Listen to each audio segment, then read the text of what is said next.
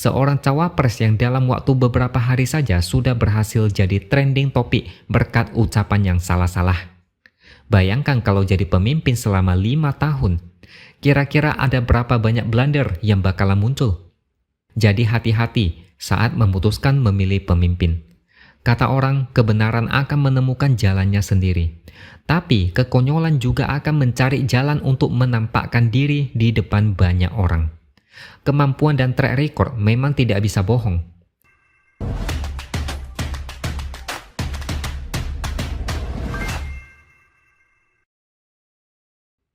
Halo, bertemu lagi dengan saya, X Hardy di Opini Seaworld. Ketika Gibran pidato di hadapan relawan sebelum daftar ke KPU bersama Prabowo, pidatonya lumayan keren. Tenang saja Pak Prabowo, saya sudah ada di sini. Begitu ucapannya saat itu.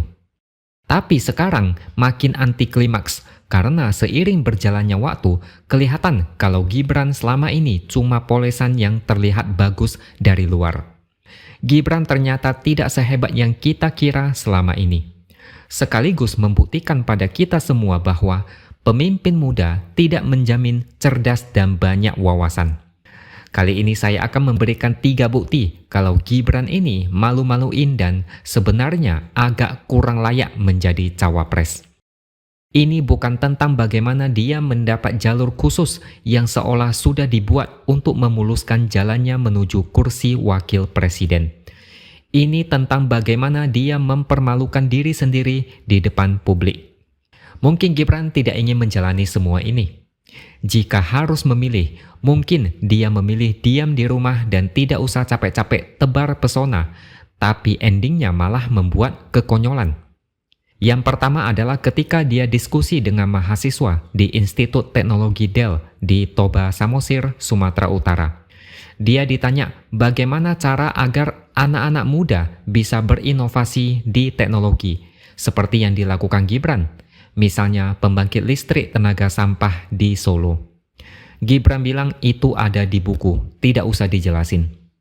Yang kedua adalah ketika Gibran mengunjungi sebuah pasar di Jakarta Pusat untuk mengecek harga barang-barang yang dijual. Kemudian ada satu emak-emak yang kebetulan ada di sana. Dia tanya ke Gibran, bagaimana cara menstabilkan harga yang naik? Gibran bilang, akhir tahun memang harga-harga pada naik semua dan semoga awal tahun depan harga bisa stabil lagi. Yang ketiga, ini yang sedang viral dan bahkan sampai trending di Twitter, asam sulfat. Gibran berkampanye dengan menjumpai pelaku usaha ekonomi kreatif dan influencer. Acaranya bertajuk Diskusi Ekonomi Kreatif bersama Mas Gibran di kawasan Senopati, Jakarta Selatan. Gibran salah ngomong, menyebut ibu hamil harus mengecek kadar asam sulfat, padahal yang benar adalah asam folat. Asam sulfat itu adalah zat korosif dan sangat berbahaya. Salah satunya adalah cairan untuk aki motor atau mobil. Sebagian orang merasa Gibran silap, tapi entah kenapa kesalahan ini terulang lagi saat dia berada di salah satu pondok pesantren di kawasan Tangerang. Dia meminta para santriwati setelah menikah dan hamil untuk mengecek kadar yodium dan asam sulfat. Lagi-lagi asam sulfat. Mungkin cuma asam sulfat yang dia tahu, sedangkan asam-asam lainnya tidak begitu menempel di otaknya. Bahkan, asam sulfat ini dibicarakan oleh orang-orang di warung kopi. Warga sampai ketawa, sekaligus heran kok bisa Gibran ngomongnya salah-salah kayak begitu. Bahkan ada yang tanya, Gibran sekolah di mana? Ada banyak lagi kekonyolan Gibran yang tidak bisa disebutkan satu persatu karena saking banyaknya. Bayangkan aja, baru berapa hari masa kampanye, Gibran sudah bikin sensasi yang memalukan. Bahkan komentar soal solusi stabilkan harga barang dan 2 kali silap ngomong asam sulfat, itu terjadi dalam rentang waktu hanya 2 hari. 1 kali kampanye, Gibran membuat 3 kali blunder. Mungkin memang cuma segitu kemampuan Gibran. Makanya ada upaya-upaya untuk tidak menampilkan Gibran di berbagai acara diskusi. Sebisa mungkin tampil apa adanya dan secukupnya. Tampil seminimal mungkin. Itu pun sudah berhasil bikin banyak blunder. Apalagi kalau tiap hari kampanye seperti Ganjar. Mungkin bisa dibuat jadi buku kumpulan kekonyolan yang dibuat Gibran.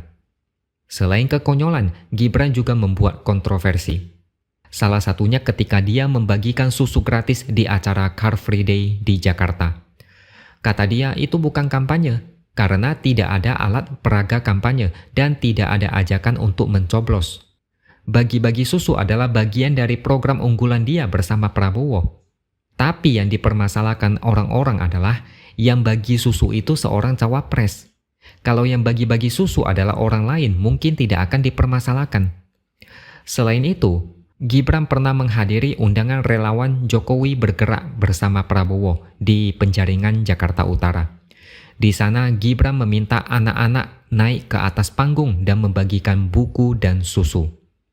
Kalau menurut Komisioner Komisi Perlindungan Anak Indonesia atau KPAI, itu adalah pelanggaran karena melibatkan anak-anak.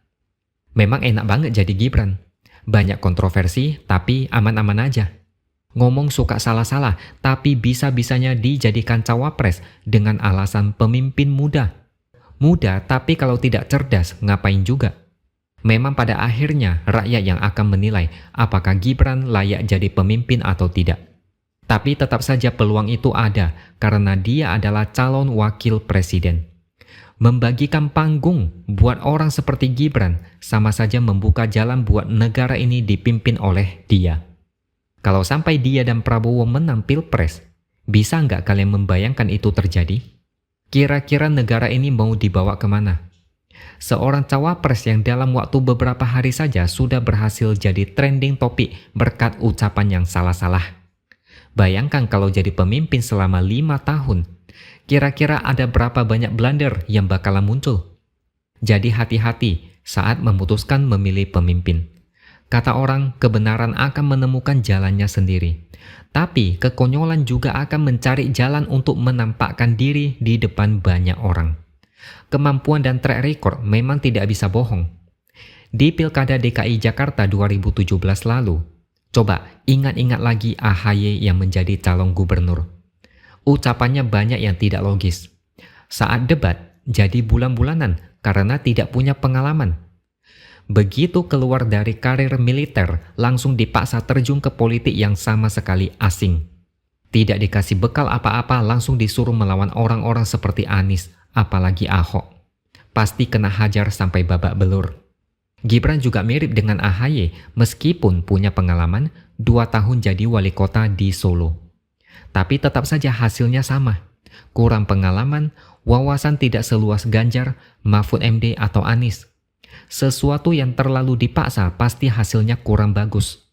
Inilah yang disebut dengan memilih pemimpin jangan dibuat coba-coba. Negara ini bukan buat coba-coba.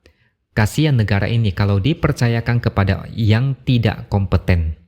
Lebih kasihan lagi rakyatnya kalau pemimpinnya seperti itu. Oke, sampai di sini dulu opini dari saya. Subscribe channel ini supaya makin berkembang dan jangan lupa tuliskan komentar Anda. Terima kasih sudah menonton dan sampai jumpa lagi di lain kesempatan.